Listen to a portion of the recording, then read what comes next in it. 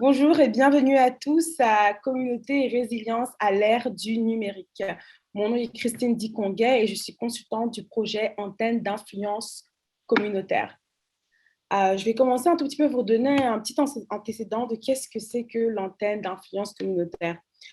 Donc en fait, à travers le projet Antenne d'influence communautaire, Oasis Centre des femmes veut renforcer la capacité de la communauté à toucher les femmes francophones de 16 ans et plus nouvellement arrivées en tant que réfugiées et ou immigrantes issues des régions du Grand Toronto et de Halton Peel. Ces femmes-là sont prises avec des besoins en établissement particulièrement critiques en cette période de pandémie, d'isolement et de vulnérabilité accrue aux violences. Une attention particulière est accordée au renforcement de la sécurité des femmes. Pour mener à bien ce projet, Oasis Centre des femmes travaille en collaboration avec un comité aviseur. Nous vous avons présenté le comité aviseur à notre dernier forum, constitué de leaders communautaires naturels, religieux ou confessionnels, ou de même appartenance communautaire et ou ethnique. Ces leaders communautaires collaborent avec Oasis Centre des femmes afin de développer des stratégies pour rejoindre les femmes et leurs enfants visés par le projet et leur offrir l'aide et les ressources dont elles ont besoin. La mise en œuvre de ce projet a été rendue possible grâce au soutien financier de la Centraide et du gouvernement du Canada. Aujourd'hui, nous sommes live dans ce forum Communauté et Résilience à l'ère du numérique en direct de la page Facebook de Choc FM. Nous allons également diffuser cette séance, cette capsule en différé ultérieurement sur YouTube et etc. Donc, pour commencer ce forum, je vais inviter la directrice générale d'Oasis Centre des femmes, Madame Dada Gassi-Rabo. Merci beaucoup, Christine. Merci vraiment pour cette belle introduction. Merci à Jacqueline que je vois, merci à Joe et à tout le monde qui nous suit ce soir. Je pense qu'aujourd'hui, c'est la célébration parce que ça fait quelques mois, on s'est engagé dans une aventure d'aller vers les femmes et puis pour mieux les servir. Et c'est vraiment une initiative novatrice parce qu'on n'avait aucune idée qu'est-ce qui nous attendait là, mais merci beaucoup à Centraide qui nous a aidés à quand même nous donner des ressources, du soutien pour qu'on mène à bien ce projet, cette initiative. Nous voilà à la fin de la première phase de cette initiative et nous sommes très, très, très, très fiers. Christine, tu peux le dire, à tout le monde qui est là ce soir peut le dire aussi. Et merci beaucoup, beaucoup à Choc FM et à Joe en particulier, parce que vous nous avez encore une fois tout ce qu'on cherchait, c'était un espace de parole. On l'a eu. Tout ce qu'on cherchait, c'était des femmes. On les avons eues. Et tout ce qu'on cherchait, c'était les tirer d'isolement. Et je ne peux pas même dire le nombre de femmes qu'on a aidées à se tirer d'isolement et qui profitent maintenant, qui bénéficient de toutes les autres ressources d'autres communautés, mais des ressources d'Oasis aussi. Voilà alors vraiment un jalon bien, bien, bien atteint. Et ce soir, nous voulions justement, encore une fois, parler sur un enjeu qui concerne toutes les femmes et qui a continué à se démontrer durant cette pandémie. Et donc, que ce soit pour reconnaître les femmes, les bâtisseuses, que ce soit pour reconnaître les femmes qui se sont distinguées à être en avant de tout ce qui se passait. Nous sommes très, très fiers d'être arrivés là, mais nous sommes beaucoup plus fiers encore d'avoir trouvé des leaders, des femmes qui faisaient un travail à l'ombre et des femmes qui faisaient un travail extraordinaire, mais non vu, non connu. Et nous sommes très contentes que vous vous êtes fait voir et que ensemble on a pu arriver ici. Il y a encore du travail à faire. Nous n'arrêtons pas, nous n'allons pas arrêter, mais nous avons plus ou moins, on s'est créé, on s'est constitué.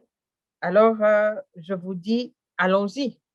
Bonne soirée à tout le monde qui nous écoute et puis merci beaucoup pour les présentatrices et surtout Christine qui a coordonné le tout. On ne la lâche pas et ne nous lâche pas, mais c'est un premier pas qui va suivre. Et puis par la suite, on dira quelle est la prochaine étape. Voilà pour ce soir. C'est ça que je dis en avant-goût, mais on se reverra tout à l'heure. Merci. Merci beaucoup, Dada Gassirabo, pour cette intervention et ces mots de bienvenue. Comme Dada l'a mentionné, nous sommes vraiment en première phase de ce projet-là et nous remercions vraiment toutes nos collaboratrices ainsi que les leaders communautaires. Donc aujourd'hui, nous avons la chance d'avoir notre leaduse communautaire, Jacqueline Daïzigamie. Jacqueline est coach en transformation et une fière maman de 2 garçons. Elle détient un baccalauréat en mathématiques de l'Université de Montréal. Elle a longtemps travaillé dans le monde corporatif en technologie et gestion de projets et dans l'industrie financière. Pour Jacqueline, la formation la plus importante et la plus approfondie découle de ses propres expériences. Allô, vous êtes encore là? Oui. J'arrive pas, ça bug de mon côté.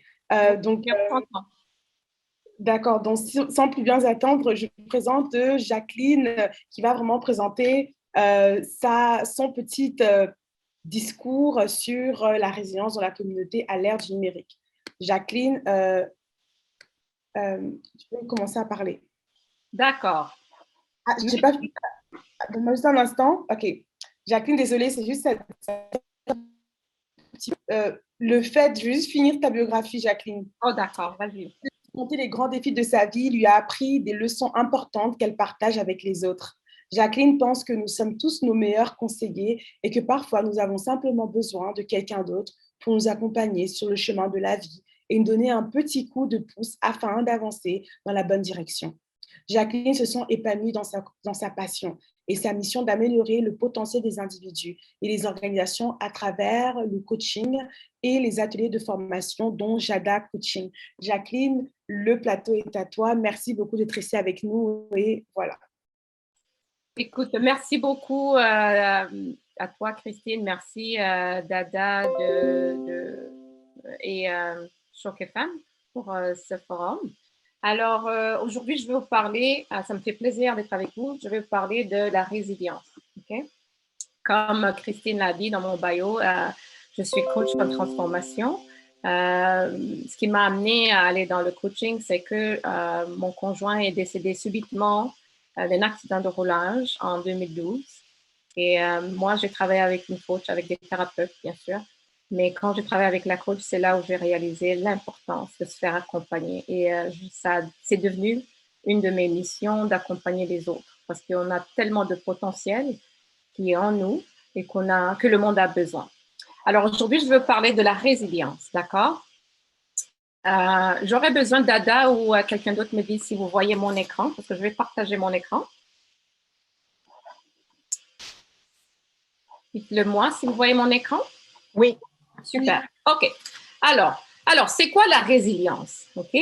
La définition de la résilience, c'est cette capacité, ce phénomène psychologique qui consiste pour un individu affecté par un traumatisme de rebondir.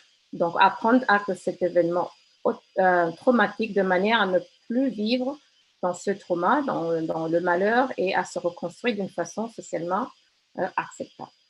Donc, la résilience, c'est un muscle qui se développe et on est tous capables. D'ailleurs, je suis sûre, si vous regardez sur votre ligne de vie, vous pouvez voir que vous avez de la résilience. C'est le moment où vous êtes né quand vous étiez un bébé, au moment où vous avez appris à marcher, au moment où vous avez appris à parler, à écrire, ainsi de suite. Vous allez voir que vous avez construit de la résilience. Alors, dans les moments difficiles comme la pandémie, c'est important de se rappeler des moments où on a été aussi résilient. Des fois, ces moments-là, on les oublie parce qu'on les prend pour acquis. Alors, cet atelier, on va parler de comment, en fait, construire notre résilience. D'accord? Alors, qui dit construire résilience, d'abord, il faut accepter de reconnaître le choc, de ne pas le nier. D'accord? Alors, en termes de contexte de la pandémie, on peut parler peut-être du deuil de ce qu'on vit, les émotions de deuil qu'on vit. oui, même si on n'a pas perdu un être cher, il y a quand même une certaine autonomie, une certaine routine qu'on a dû changer ou qu'on n'avait plus. Hein. On n'avait plus des activités sociales. Pour les enfants, on fait des activités parascolaires. Ils ont dû être arrêtés. Nos activités familiales, nos rencontres, les week-ends, tout ça, on a dû les réduire, on les a arrêtés à un moment donné. Pour certains, malheureusement, ils ont perdu leur travail. D'autres, ça a été une perte financière pour les petites entreprises, même pour les grandes entreprises. Peut-être qu'il y en a qui avaient des projets et qu'ils ont dû le mettre en mode pause à cause de la pandémie. Et dans certains cas, certains qui ont perdu des êtres chers. Donc, pour parler de cette résilience, il faut accepter de voir ce qu'on a perdu, ce qui nous a affecté pour être capable de le nommer. Parce que si on le sait, on peut se faire accompagner et on peut aller chercher, en tant comme j'ai dit, chercher des ressources en nous, parce que on a nos propres ressources endormies en nous, de les réveiller pour faire subvenir à ces émotions qui surgissent pendant la pandémie. Okay? Alors, en nommant notre Père, nous pouvons commencer à sentir ces émotions et nous permettre à nous-mêmes de les vivre. Okay? Donc, ça nous rappelle un peu la fragilité, ça demande d'être vulnérable. D'accord? Alors, lorsqu'on vit ces émotions, il est important d'avoir la compassion envers soi. D'accord? Donc, prendre le temps de vivre ces émotions. Par exemple, pour moi, même étant coach, au début de la pandémie, j'avais des émotions de peur. Hein? De peur de me sentir surmenée à un moment donné quand on a eu la pandémie du papier toilette. Je me rappelle, j'étais allée chercher le papier toilette. Dans tous les magasins, il n'y en avait plus. Okay? Et après avoir parcouru au moins 8 magasins autour de chez moi, j'en pouvais plus et j'ai commencé à pleurer. Et je me suis dit, mais c'est ridicule, je pleure pour un papier de toilette. Okay? Et alors, j'ai commencé à me dire, OK, c'est quoi? Nos ancêtres, avant, n'utilisaient pas le papier de toilette. Alors, c'est pas aussi pire que ça. D'accord? Donc, même moi, il a fallu que je remarque d'abord que j'ai ces sentiments de peur. Okay? Une fois que j'ai fait contact avec ces peurs, j'ai pu trouver, OK, la ressource, c'est quoi? C'est me rappeler que c'est pas aussi grave que ça. Ça, c'est un petit exemple que je donne. Mais moi-même, étant coach, ça m'a affecté. Donc, il a fallu que je sois en contact avec mon émotion, que je laisse pleurer parce que c'était trop. Hein? Surtout que mon conjoint est décédé, que j'ai déjà des enfants jeunes. Donc, il peut y avoir des moments où on se sent mal du bonheur des autres. C'est-à-dire, si toi, tu as perdu un emploi et que tu vois tes amis, tout le monde est occupé, travaille toute la journée, ça se peut que tu ne veuilles pas leur parler et que tu te sentes mal. Okay? Donc, c'est légitime. Ces émotions sont légitimes. Le danger, c'est de rester dans ces émotions. C'est vraiment important de trouver quelqu'un avec qui parler. Et Oasis a une ligne FAMED où on peut parler, appeler et parler. Ou bien trouver quelqu'un d'autre qui peut vous accompagner pour je sais que certains employeurs ont des avantages où les employés peuvent appeler une ligne d'assistance pour les employés ou carrément parler à un psychologue ou un coach. D'accord? Alors, aussi, c'est important de reconnaître que le travail du deuil demande beaucoup d'énergie physique et psychologique. Donc, ça se peut que vous vous sentez fatigué, irrité, et c'est normal. C'est très normal de se rappeler de ça, donc prendre la compassion envers soi et de prendre le temps de se reposer ou trouver des moyens pour se relaxer. D'accord? Et aussi, se rappeler qu'il y a des jours où on va bien, il y a des jours où on ne va pas bien. Okay? Et les jours où on ne va pas bien, encore accepter la vulnérabilité, pleurer, parler à quelqu'un, d'accord, et comprendre ses limites, ne pas trop en demander. Je sais que par exemple, moi qui étais toujours maman, mes enfants étudiaient à la maison, n'est-ce pas, à cause de la pandémie, à cause du lockdown, et gérer 2 enfants à la maison, mon travail, des fois, c'était trop parce que j'en ai qui a 9 ans, il a besoin que je l'aide. Alors, quand j'étais en réunion, il fallait que je reste pour que j'aille l'aider. Et des fois, pouvait me frustrer parce que je suis constamment en train d'arrêter mon travail pour l'aider. Donc, comprendre les limites aussi. Donc, ne pas en prendre trop au travail, prendre les pauses. Donc, c'était important pour moi que je prenne les pauses. OK? Et que des fois, je vais faire une marche. C'était très important. Et d'ailleurs, j'amenais mon petit prendre une marche, le temps de décompresser. OK? Et puis aussi, se pardonner pour des actions ratées. Si, par exemple, vous avez un projet avant et le projet a avorté à cause de la pandémie ou que vous avez fait quelque chose qui n'a pas bien fonctionné, se pardonner pour ça. Okay? Ça ne sert à rien de rester dans ces émotions encore là. Il faut aller dans l'approche de la solution. Qu'est-ce que je fais? Je vis ça. Maintenant, qu'est-ce que je fais? Je vais montrer tantôt. Derrière chaque émotion, il y a un besoin. Okay? Donc, chaque fois que tu auras une émotion, tu sens une émotion, c'est automatiquement commencer à te dire, ah, il y a un besoin là qui n'est pas comblé. Par exemple, moi là, l'émotion que j'avais de la peur, hein, c'était quoi mon besoin? Mon besoin, c'était mon besoin de base, de sécurité, d'avoir des articles de la maison, n'est-ce pas? C'était mon besoin. Qu'est-ce que j'avais besoin? J'avais besoin d'être rassurée, j'avais besoin de parler à quelqu'un, peut-être appeler d'autres amis, leur demander est-ce que vous avez une toilette? C'est juste le fait d'être vulnérable, de parler à quelqu'un. Donc, c'est très important lorsqu'on a une émotion forte de dire, ah, il y a un besoin. D'accord? Alors, je vais vous donner un outil de la pyramide de Maslow, justement, qui montre la hiérarchie de besoins de l'être humain. Alors, cette pyramide a été, la théorie de cette pyramide a été inventée par un psychologue qui s'appelle Abraham Howard Maslow. Pour lui, il dit que l'être humain est motivé lorsqu'il y a un besoin qui n'est pas comblé. D'accord?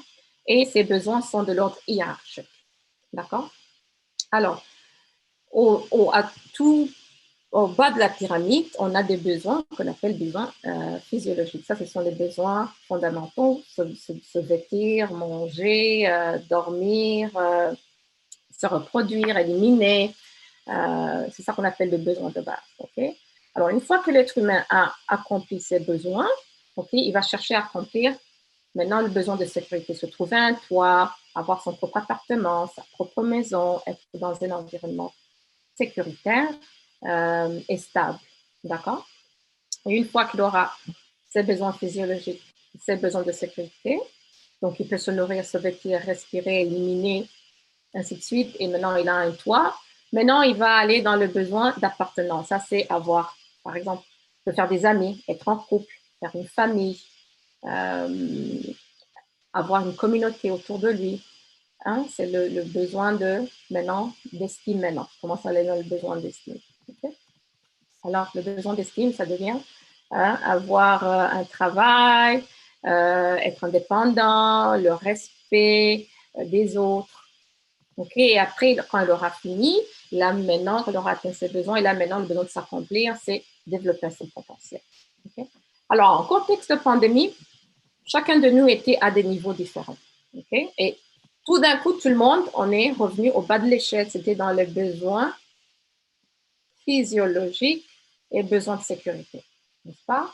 Donc, chercher comme moi, hein, besoins de base, c'est la nourriture, oui, les articles de la maison, ça c'était dans mes besoins physiologiques. D'accord? Les besoins de sécurité, être dans un environnement sécur, je peux aller au magasin sans avoir la peur de contacter le produit. Okay? Donc, quand je parlais tantôt des émotions, c'est aller maintenant dire, OK, c'est quoi le besoin ici qui n'est pas comblé et comment je peux le combler, soit en moi-même, avec moi-même, ou bien en allant chercher de l'aide. Et de savoir que c'est normal d'avoir une émotion, c'est très normal. Avoir une émotion, c'est très normal, c'est humain, on est tous des humains. D'accord? Donc, j'espère maintenant que vous avez compris toujours le lien entre l'émotion et le besoin. Ça, c'est très important, surtout avec les enfants. Ça, c'est aussi un outil important, par exemple, pour les gens qui viennent nouvellement arriver ici. Peut-être que chez vous, là d'où vous venez, peut-être que vous étiez au sommet de la pyramide, vous étiez réalisé, vous avez fait des enfants, vous avez une famille, vous avez une carrière, une entreprise. Là, vous revenez ici, vous revenez au bas de l'échelle, n'est-ce pas? Alors, comprendre ça, ça peut alléger ce mental, ne pas en demander trop sur soi-même, et se dire, écoute, je suis en bas de l'échelle, mais je sais que, OK, en faisant des petites actions, en cherchant les bonnes ressources, je peux encore remonter en haut de l'échelle. Aussi le comprendre, par exemple, dans la famille, savoir qu'on est tous à des niveaux différents. Par exemple, le mari peut être à un niveau différent de la femme, de la maman. Par exemple, je sais que pour une maman, moi, j'étais à bas de l'échelle, les 2 premiers, n'est-ce pas? Si mon conjoint était en vie, bon, peut-être que lui, il serait, mais ça se peut que, par exemple, pour les papas, c'est moins stressant, je dis, les papas qui sont en couple, peut-être que parce que peut-être qu'ils sont plus focalisés sur le travail, moins d'émotions que nous, les mamans, parce qu'on doit s'occuper de la cuisine, on doit s'occuper du travail, on doit s'occuper des devoirs des enfants.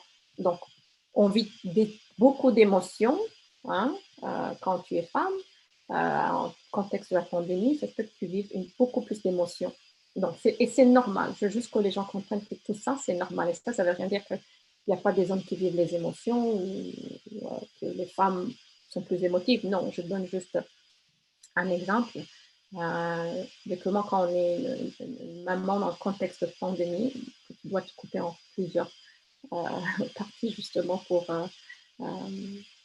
s'occuper de ta famille. Donc c'est pour ça la pandémie a été très difficile pour les femmes à cause justement des faits que je viens d'expliquer. Okay.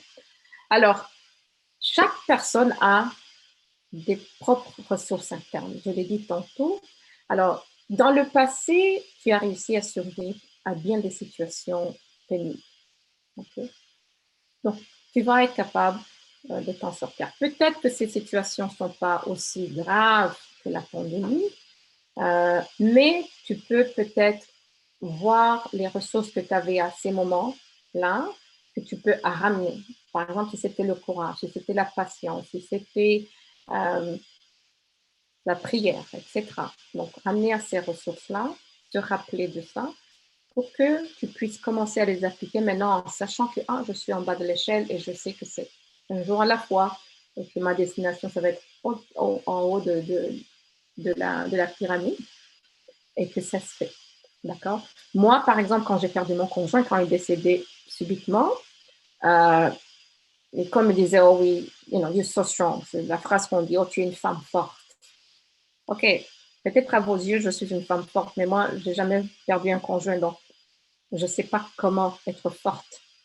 OK? Mais il a fallu que je travaille avec une thérapeute qui me dit, OK, parle-moi d'un moment où tu vivais une situation difficile. Ah, OK, ça m'a ramené quand j'étais à l'université de Montréal, où, comme j'ai dit, j'étudiais en mathématiques, donc j'avais beaucoup de travaux, je travaillais, c'était très difficile, c'était très demandant.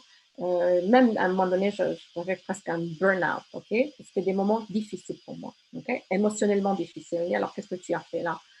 Et là, j'ai réalisé, oui, OK, d'accord, donc je peux aller voir la même façon que j'ai pu,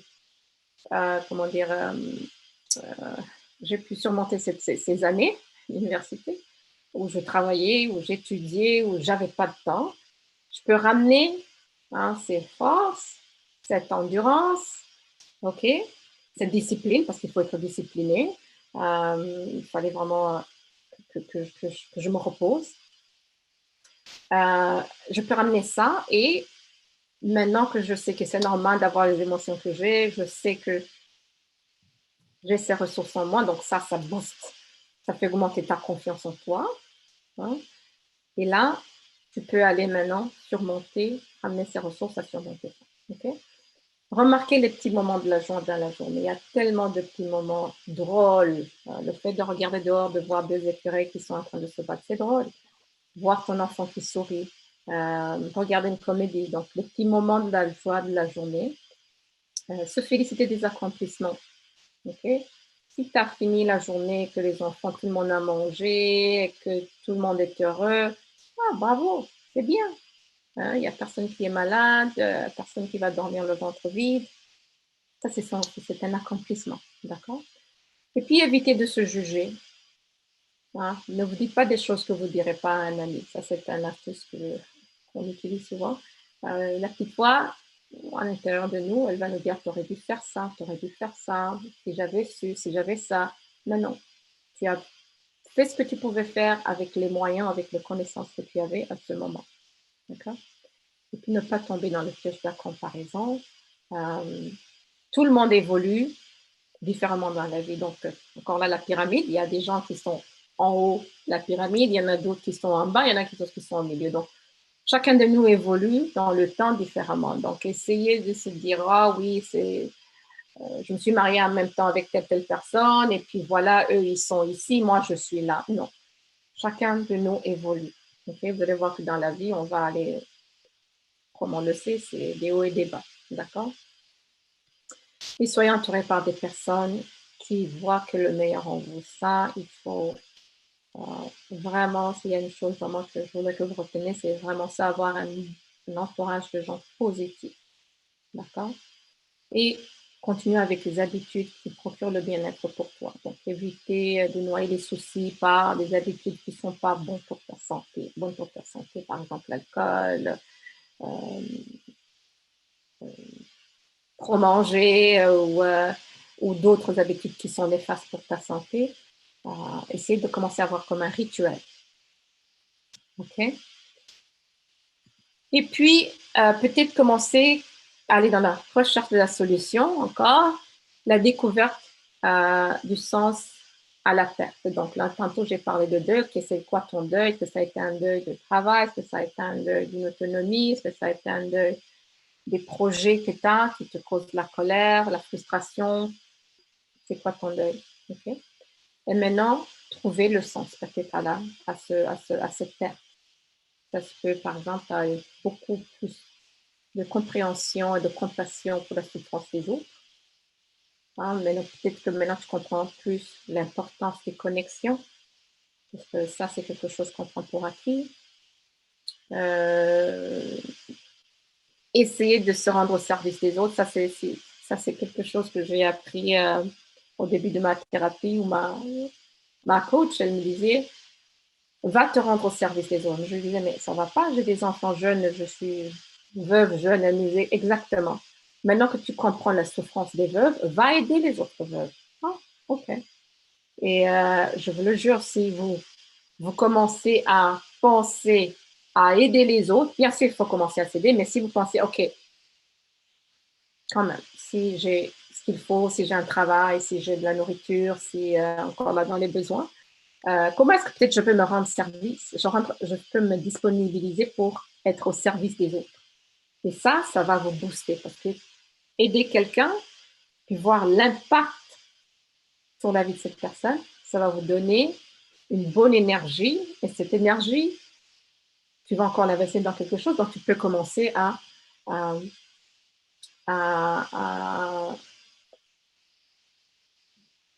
faire, comment dire, travailler sur ce muscle de résilience. Okay? Donc ça c'est des petits astuces pour trouver un sens à la découverte, du sens à la perte. Et aussi, peut-être pas compris, une meilleure acceptation de la vulnérabilité de ces émotions. Donc, ne pas les nier. Et à la fin, retrouver ton identité spirituelle. C'est vraiment être dans le moment présent. Donc, je fais ce que je peux, je vis mes moments, je vis mes émotions. Maintenant que je comprends que derrière l'émotion, il y a un besoin qui n'est pas comblé, mais je peux peut-être commencer à me focaliser sur le besoin à combler. Et en essayant de le combler, je vais me sentir mieux, me rendre au service des autres. D'accord? Avoir un rituel de reconnecter avec soi-même. Donc, qu'est-ce que tu aimes faire? Est-ce que c'est la lecture? Est-ce que c'est la musique? Est-ce que c'est écrire? Est-ce que c'est créer des projets? Hein? Donc, faire un rituel pour te reconnecter avec toi-même. Et commencer à te demander qu'est-ce qui est important dans ta vie. Ça, je pense que tout le monde a eu la chance de se poser cette question. Qu'est-ce qui est important? Qu'est-ce qui est important? Est-ce que c'est mes enfants? Est-ce que c'est la vie? Ma vie? Est-ce que c'est me prioriser, me mettre en priorité dans tout ce que je fais? Est-ce que c'est ma santé mentale? Est-ce que c'est l'équilibre? Hein? Qu'est-ce qui est important dans ta vie? OK? Accepter d'être vulnérable, ça j'en ai déjà dit. Commencer à questionner ses croyances limitantes. Te demander c'est quoi mon intention. OK, je vis cette émotion. C'est quoi mon intention? Est-ce que c'est de rester là? Non. OK.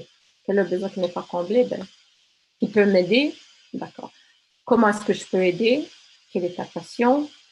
Quelle est ta mission?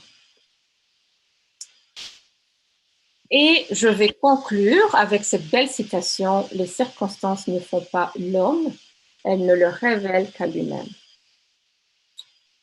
Et voilà. Donc, je ne sais pas s'il y a des questions, parce que là, je ne peux pas voir le chat, il faut que j'arrête de partager. Merci, Jacqueline. Oh, avec plaisir. Avec plaisir. Est-ce qu'on a des questions dans le chat? Ou des commentaires d'Ada, Christine. Je sais que j'ai donné trop de contexte, trop de... Oh, tu es sur mute, ma belle. Il y a aussi des personnes dans la salle, donc si vous avez des questions, vous avez des commentaires, c'est le moment de partager. Donc, ben, moi, j'aimerais peut-être élaborer, peut-être, tu as donné beaucoup d'outils sur la résilience, tu as parlé de prière, tu as parlé de...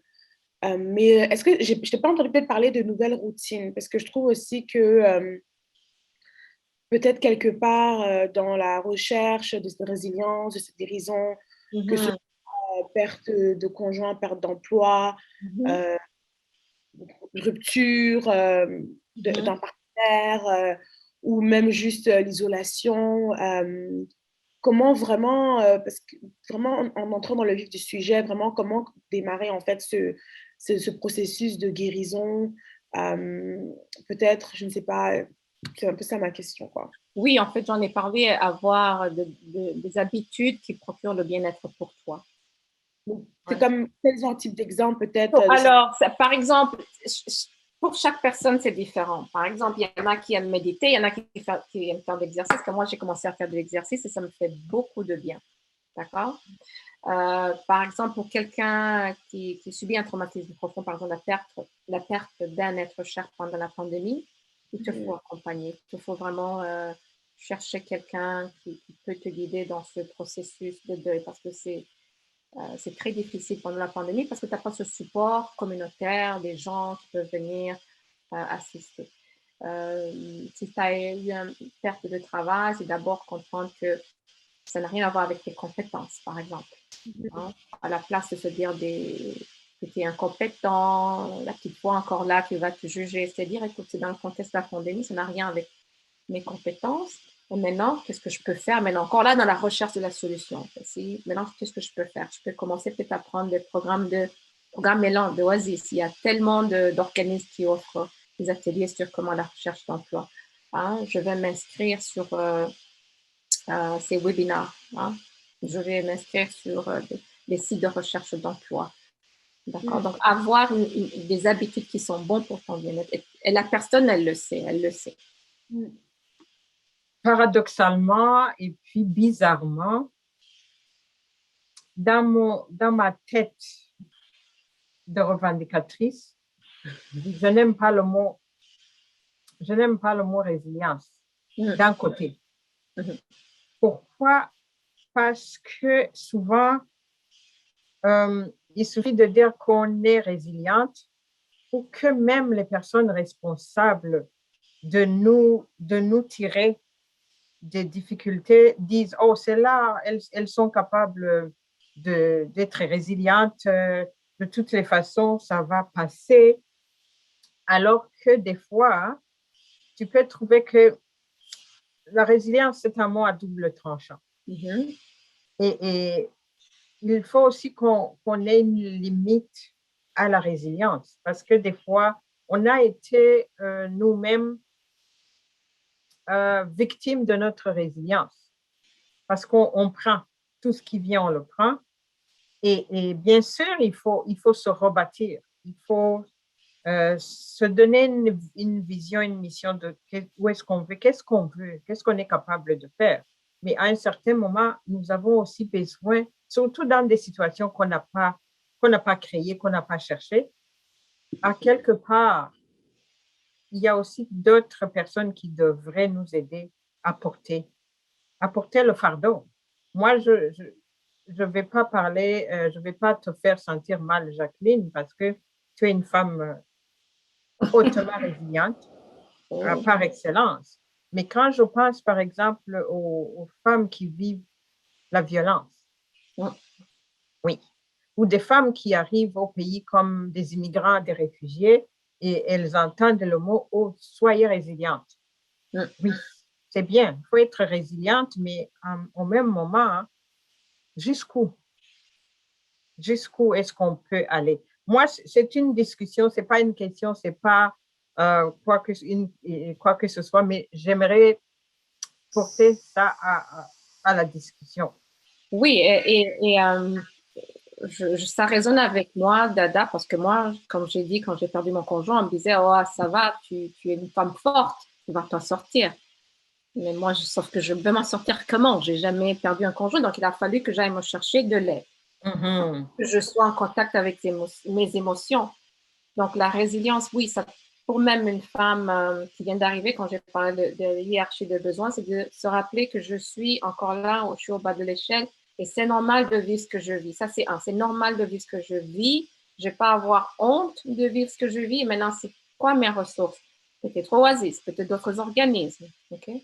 Pour une femme, comme tu as dit, une femme peut-être malheureusement en situation d'abus, c'est de l'accompagner. C'est de l'accompagner. C'est à elle de vouloir sortir peut-être de cet environnement parce qu'on ne peut pas la forcer, n'est-ce pas, Dada? Donc, oui, c'est un couteau à double tranchant, mais en même temps, aller chercher des ressources et se rappeler que tu es capable de le faire, c'est comme ça qu'on accompagne une personne, c'est aller la faire découvrir les ressources en elle pour sortir de cette situation. C'est ça. Bon, moi, je pense qu'il faut aussi que les femmes et d'autres personnes aussi qui les portent, qui portent le fardeau qu'elles portent aussi parce qu'elles portent des enfants. J'étais très récemment suivais les funérailles d'une jeune femme, juste jeune mariée. Elle est enceinte de sa première grossesse et son mari a été tué. Et là, elle n'en pouvait plus, elle perdait la respiration et puis les gens venaient de tous les côtés et lui disaient, la soutenaient, oui, lui donnaient tout ce qu'elle pouvait lui donner, mais elle était inconsolable. Et Ah oui, puis, à un certain moment, leur dit, mais laissez-moi, laissez-moi. exactement. Il voulait même qu'elle arrête de parler, mais elle voulait tellement éclater, mais il n'a pas écouté personne. Et puis, elle a, à un certain moment, sa famille, c'est une famille de croyants. Puis, elle a dit, je ne pense même pas que je crois. Je ne pense pas que je crois en votre Dieu. Laissez-moi tranquille, laissez-moi dire ce que je veux dire. Et c'est vrai, des fois, tu te dis, on contrôle même ta souffrance. Et c'était comme, elle voulait faire sortir tout pour peut-être se sentir mieux après et parler de la résilience après. Mais en ce moment même, ce n'était pas possible. Oui, Et les gens ne comprenaient pas. Il y en a qui se sont sentis insultés parce qu'elle a dit, je ne crois pas en votre Dieu. Pourquoi il a fait ça pour moi? Pourquoi ça s'est passé à moi et pas à vous? Et donc, à un certain moment, tu te dis, il y a aussi un moyen d'y aller sans trop se mettre la pression, se permettre aussi de souffrir. exactement. De vivre Oui. ces émotions, de vivre toutes ces émotions, c'est normal. Et elle a le droit d'être en colère. Elle est en deuil. Elle a le droit d'être en Oui. colère. Elle a le droit d'être en colère à tout le monde. C'est son droit le plus absolu. Moi aussi, quand j'étais au funérailles de mon conjoint, j'étais en train de pleurer. On me disait arrête de crier. Ouais. Pourquoi? Et c'est ça l'importance de se faire accompagner parce que pour quelqu'un qui te voit souffrir, la personne, elle veut arrêter ta souffrance, mais elle s'y prend très mal. Tu es forte. En fait, la personne, elle n'a pas de ressources, mais elle a trop mal à ta place. Elle va te dire que tu es forte. Elle le fait inconsciemment, n'est-ce pas? Donc, oui, laisser le temps au temps de vivre ses émotions et après se faire accompagner, c'est sûr et certain. Je ne dirais pas à une femme qui vient de perdre un être cher, oh oui, tu es résiliente. Non. Je veux dire, on est là pour toi, on va aller chercher des ressources et c'est ça qui l'importance de se faire accompagner par un professionnel. Les membres autour de toi, ils vont te dire ce qu'ils pensent bien pour toi. C'est un sujet assez... Moi, j'ai une autre question. Bon, comme on est vraiment à l'ère du digital, bon, on parle de résilience, mais on parle aussi de développer un niveau de communication, que ce soit communiquer à l'externe ou communiquer à l'interne. Et comme on est dans un moment d'isolation, un moment de pandémie, comment est-ce qu'on peut développer, en fait, comment est-ce qu'on peut sortir de cette phase-là, enfin, en moment de pandémie? Donc, toi, tu as parlé de rechercher aussi de l'aide, mais aussi peut-être quelque part, l'aide est en ligne, et bon, peut-être que les gens ne sont peut-être pas, ils voulaient peut-être du présentiel. Donc, comment vraiment faire cette part de choses-là et comment aussi, vu que là, maintenant, tout est en ligne, comment vraiment on peut vraiment utiliser ce moment-là ou peut-être rechercher des ressources en ligne, peut-être des plateformes, des trucs comme ça pour vraiment là, par exemple, je sais que ce que je fais, c'est que ben, sur Instagram, j'ai des comptes que je suis. C'est des comptes qui envoient des citations, des comptes de codes, des comptes dépendamment de l'émotion où je suis. Je vais juste regarder, lire en fait toutes ces citations-là qui vont vraiment me permettre de me sentir bien et vraiment passer cette phase-là en fait et les regarder, les regarder. Je peux passer une journée à lire des citations comme ça en ligne pour vraiment relativiser. Donc moi, ma question pour toi, c'est vraiment en ce moment dans cette ère digitale, en fait, comment vraiment trouver cette, ce confort-là, en fait, d'aller vers les autres, mais en ligne, quoi. Oui, donc comme tu dis, il y a plein de plateformes que tu peux utiliser. Il y a YouTube, il y a plein d'outils, de vidéos sur n'importe quel sujet. Donc, c'est encore là, d'aller dans la recherche de la solution. Alors, tu as un besoin, comment tu vas le combler? Ben, tu vas aller sur YouTube, tu vas aller sur Instagram, parce que c'est ça les plateformes qui sont disponibles. Hein, même si on ne peut pas être dans la présentielle, il y a plein de webinaires gratuits sur Facebook, sur plein d'autres plateformes. Donc, prendre avantage de ça. Et être aussi, peut-être si tu veux, ça dépend de quel domaine tu veux t'épanouir, mais être peut-être dans un forum ou dans un groupe de gens qui ont les mêmes défis ou les mêmes projets. OK? Pour que tu apprennes. Comme moi, avant d'être coach, j'étais avec d'autres coachs, n'est-ce pas? Je me suis formée en ligne la majorité du temps. Donc, il a fallu que je sois dans des groupes de coachs, que je suive d'autres programmes sur d'autres plateformes. Okay. Et comme on parle vraiment de vraiment bâtir cette communauté-là, ben, beaucoup de personnes ont utilisé Zoom pour vraiment rester ensemble. D'autres personnes utilisent d'autres plateformes comme Virela, c'est une plateforme de réalité virtuelle. D'autres personnes vont utiliser des plateformes de jeux, d'arcade pour vraiment se sentir, se rapprocher dans les communautés. Mais je trouve quand même que bah, Zoom ou FaceTime ou WhatsApp, groupe WhatsApp, on voit vraiment que bah, toutes ces communautés, tous ces leaders dans la tech se sont vraiment adaptés. Facebook s'est adapté à faire les conversations en groupe. Instagram s'est adapté à faire des conversations en groupe. WhatsApp s'est adapté à faire des conversations en groupe de plus de 6 personnes. Donc, on voit vraiment que ces leaders en technologie ont compris vraiment qu'on a besoin de leur aide, comment pour ramener la communauté tous ensemble. Zoom, ça s'est lancé. Il y a d'autres applications comme Clubhouse qui vient juste d'être lancées, mais qui n'existent seulement, qui n'existent que sur iOS, qui n'a pas encore été lancé sur Android. Mais aussi, ce sont des communautés qui créent des clubs et en fait, les gens parlent en ligne et tu peux avoir de tout type de conversations. Il y a aussi certaines applications comme Calm qui te permettent vraiment d'être calme. Tu mets, tu mets ta petite, une application de méditation en fait, Oui, quoi. je vais, oui, ouais. Ouais, tu utilises. Non, je ne l'utilise pas parce que j'utilise d'autres programmes. Ok. Ouais. C'est quoi les autres programmes que tu utilises? Moi, j'utilise Mind Valley beaucoup. Mindly? Il y a Mind Valley, j'utilise beaucoup. Ça, j'ai plein de programmes sur cette plateforme. Elle est encore là, ça fonctionne. C'est là où j'ai dit, il faut vraiment savoir, c'est différent pour chacun. N'est-ce pas? Il y en a qui vont utiliser peut-être une chaîne d'un pasteur, il y en a d'autres que ça va être méditation, mindfulness. Il y a Deepak Chopra aussi. Ils ont une plateforme de Chopra Foundation, je pense. Il y en a plein. Il y en a plein. Encore là, ça dépend de chacun. Ça dépend de ton besoin. Ça dépend de la personne. Tu as dit Mind Valley, c'est ça? Mind Valley? Mind Valley, oui, c'est en anglais, par exemple. Mind Valley. Je pense qu'ils ont commencé à traduire en français. Mais Mind Valley, Chopra Foundation, Chopra aussi, Deepak Chopra. Ils ont des fois des challenges, meditation challenge sur 21 jours, où chaque jour, tu as une nouvelle méditation et ça aide beaucoup. Encore là, c'est en anglais. Mais sur YouTube, il y en a plein de méditations, plein. Ouais. Je n'en connais pas en particulier. Il y a Louise Hay. Louise Hay, elle a de beaux audios.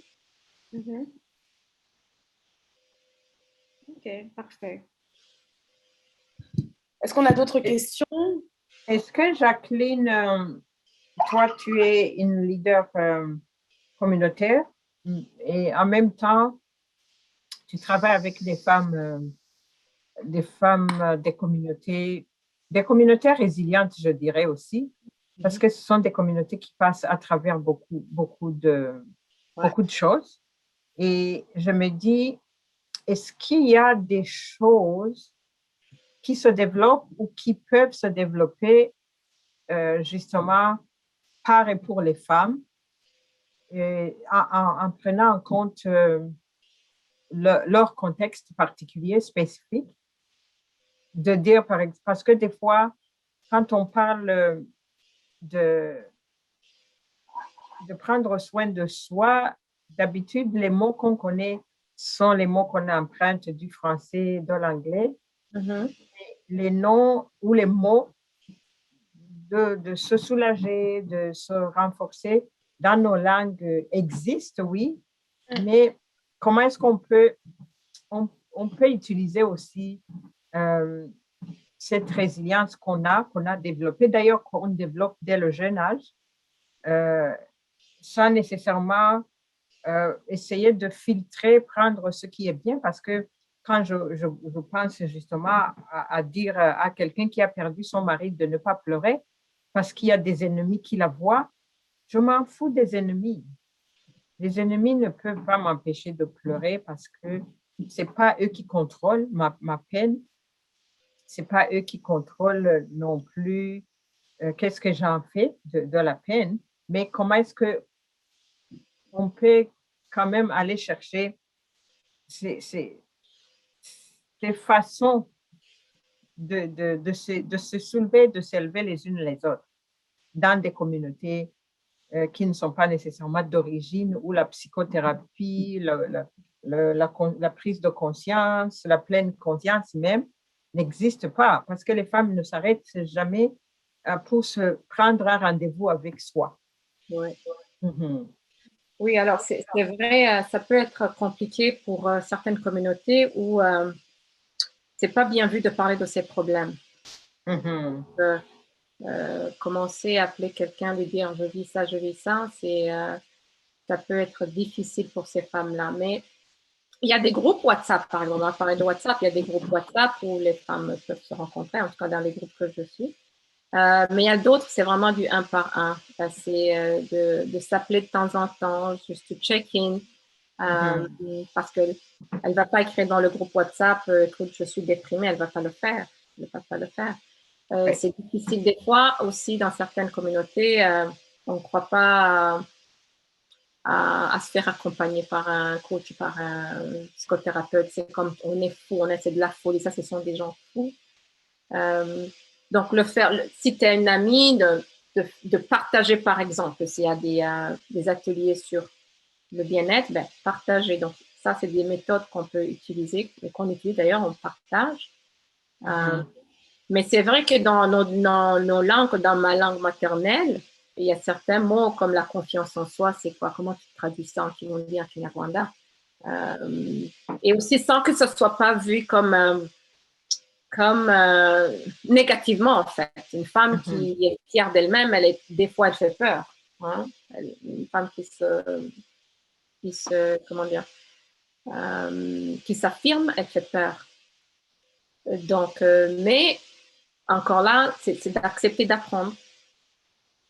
Mais je pense que ça commence parce qu'avec la pandémie, beaucoup de femmes, elles ont commencé à parler, c'est de créer des Zooms. Je sais que dans un des groupes dans lequel je suis, il y a eu des rencontres sur Zoom où parler de comment, c'était quoi les besoins imminents, qu'est-ce qu'il fallait, qu'est-ce qu'elles ont besoin, pour commencer à aller chercher justement des ressources.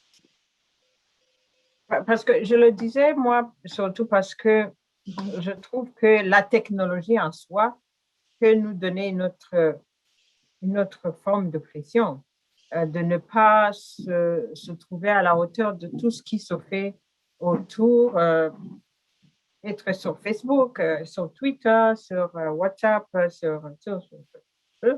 Est-ce qu'il y a aussi moyen de se contenter de ce qu'on peut et qui fonctionnait, qui a fonctionné, comme le téléphone. Le téléphone n'existe plus presque parce que, bien sûr, avec la COVID, la mode est au virtuel, au Zoom, à toutes ces plateformes où on se voit à longueur de journée, mais où on se sent mal à l'aise si on n'arrive pas.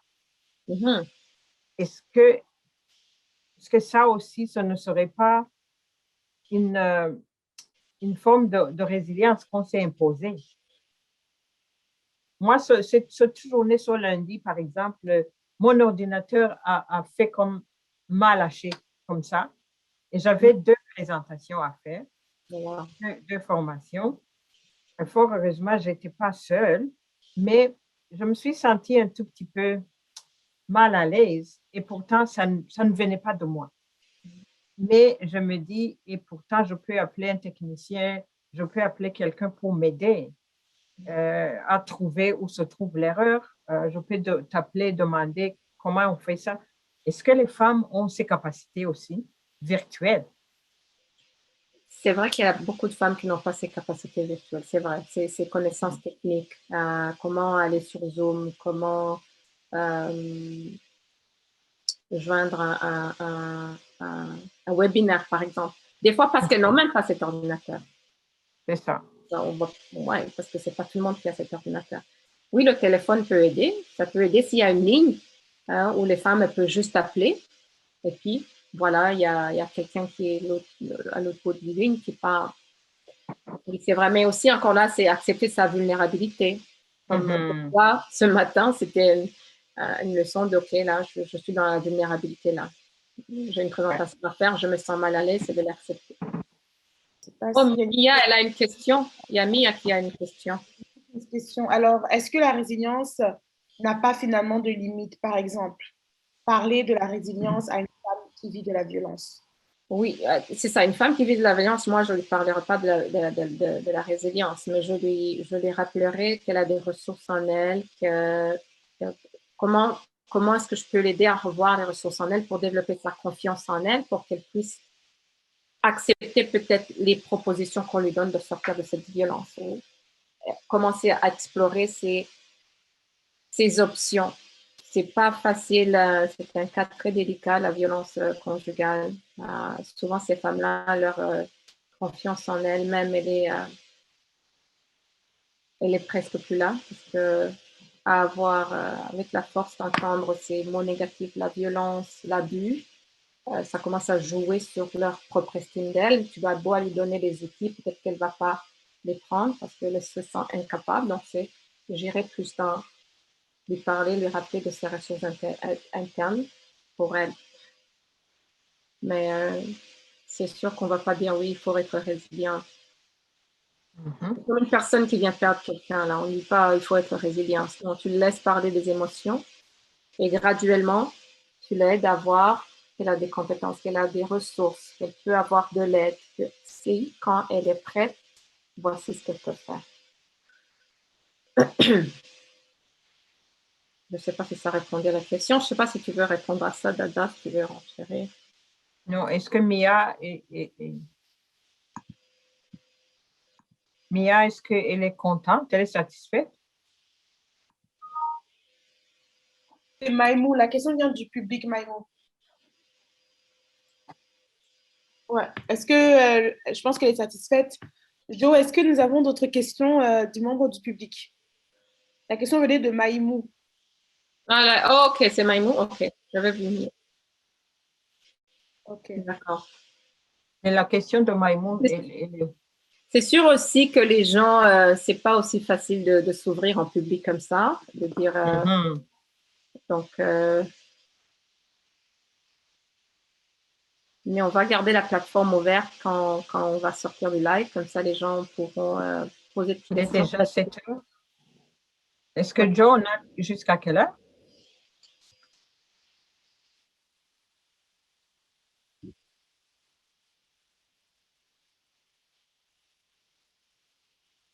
Ah, OK.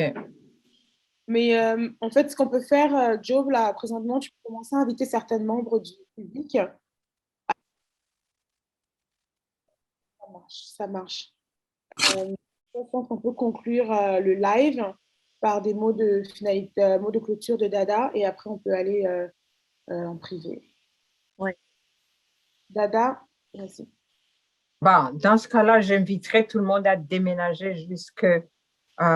Merci beaucoup, Jacqueline, pour ta belle présentation. Je pense que c'est un sujet aussi qui nous fait réfléchir sur notre façon d'appréhender comment dirais-je, d'appréhender l'agressif contre nous. Et souvent, on ne sait pas si on le fait comme il faut ou si on le fait pas, on le fait pas du tout. Mais je pense qu'il n'y a pas une solution magique. L'important, c'est d'apprendre surtout à s'écouter. Et moi, je pense que comme femmes, nous devrions aussi développer beaucoup, beaucoup plus, peut-être des réflexions sur comment, comment prendre soin de soi et comment nous mettre en question sur la façon de faire face à l'agression extérieure. Et surtout des choses qu'on n'a pas, souhaité, mais on se fait tout le temps dire qu'on est ensemble, nous sommes là avec vous, mais chaque personne a ses mécanismes de survie. Et des mécanismes de survie, je pense qu'il faut les valider aussi. Valider comment moi j'ai peur. Tu l'as dit quand tu n'arrivais pas à trouver, tu ne te retrouvais pas dans toute cette folie de papier de toilette. Des fois, soit on se ferme, soit on pleure, soit on s'arrache, on commence à se battre dans le magasin. Mais c'est aussi, je pense, de bonnes leçons de nous mettre en question. Qu'est-ce que je ferais si je m'étais à la place de Jacqueline? Qu'est-ce que j'aurais fait?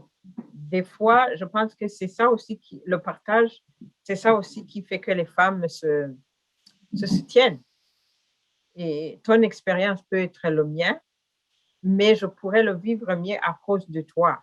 Et merci beaucoup encore de tout ce que tu fais pour que les femmes comprennent que ce n'est pas la fin du monde, qu'il y a toujours un pas, il y a toujours quelque chose de plus, une alternative, une option.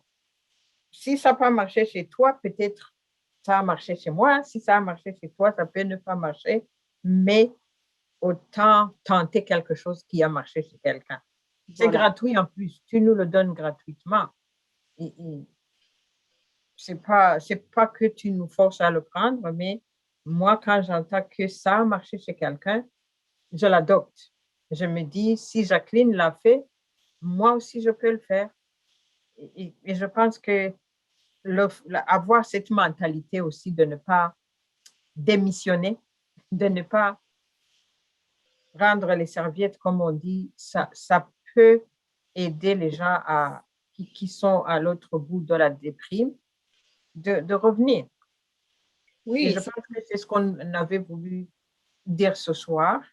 Et je pense que ce n'est pas en une fois qu'on pourrait en parler. On reviendra, on en parlera. Et surtout, vous, comme leader, je trouve que vous avez besoin plus de soutien parce que tout le monde attend de vous. Tout le monde, c'est comme, vous êtes comme un robinet. Et à un certain moment, le robinet tarit s'il ne prend pas d'autres tuyaux. Voilà. Donc, il faut nettoyer les tuyaux, il faut changer les tuyaux et trouver les meilleurs, les bons conducteurs, les bons courroies de transmission, comme on dit dans une voiture. Si les courroies sont cassées, la voiture va commencer à faire du bruit terrible. Et donc, je pense que vous jouez ce rôle-là et continuez à bien jouer le rôle de courroie transmetteuse, mais on a besoin d'eux. Merci beaucoup encore. Oui, et merci beaucoup à Oasis, à votre initiative aussi, justement, de faire ce projet à travers les antennes d'influence, parce que c'est une façon de rejoindre directement ces femmes qui souffrent en silence. C'est pour ça que je tenais à dire aux femmes, c'est normal d'avoir ces émotions. Rappelez-vous de cette pyramide-là, c'est normal de se sentir fatigué, en colère, avoir peur. Et qu'il y a des ressources comme Oasis qui peuvent vous guider, et plein d'autres. Donc, on peut toujours se rappeler dans la recherche de la solution qui peut m'aider. Et merci de m'avoir invité justement pour parler de ce sujet de résilience. Okay. Alors, Christine, voilà. On va parler en privé maintenant. Ouais, c'est ça. Bon, merci beaucoup à tous et merci Adela pour ce mot de fermeture et on va couper le live, mais il faut toujours nous suivre sur les réseaux sociaux de Oasis Centre des Femmes pour plus de conférences sur ce sujet-là. Et nous remercions Choc FM pour la participation et surtout pour le support et l'apport médiatique qu'ils offrent à Oasis Centre des Femmes. Et un grand, grand, grand merci à Jacqueline pour tous ces mots-là. Tu vas voir mon retour en privé. OK. Rejoignez-nous à l'after du forum, l'après du forum. Là, on va pouvoir vraiment pouvoir parler à cœur ouvert.